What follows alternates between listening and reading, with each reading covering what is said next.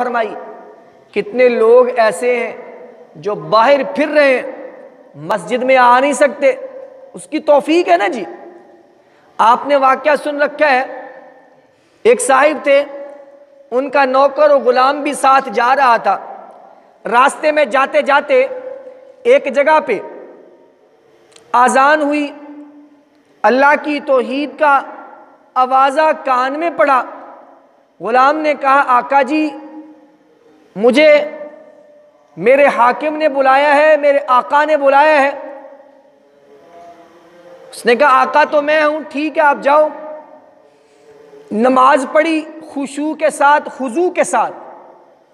نماز کا طریقہ کار یہ ہے کہ وضو اچھی طرح کیا جائے، اعضائے وضو کو صحیح طرح دھویا جائے، اس کے بعد نماز اطمینان کے ساتھ، سکون کے ساتھ پڑھی جائے، رکوع سے اٹھ کے دعا بھی پڑھی جائے، 2 سجدوں کے درمیان دعا بھی پڑھی جائے، التحیات بھی اچھے طریقے سے، غرض ہر رکن نماز کا اطمینان سے ادا کیا۔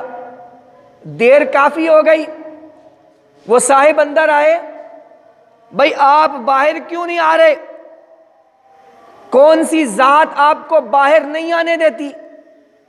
کون سی چیز نے آپ کو مسجد کے اندر باندھا ہوا ہے؟ انہوں نے کہا وہی ذات مجھے اندر سے باہر جانے نہیں دیتی جو تجھے مسجد کے اندر نہیں آنے دیتی، یعنی اللہ کی ذات۔ تو میرے بھائیوں اس پر جتنا بھی شکر ادا کیا جائے کم ہے کہ اللہ رب العزت اپنے سامنے سجدے کی توفیق عطا فرماتا ہے، یہ ہماری اوقات ہی کوئی نہیں ہے۔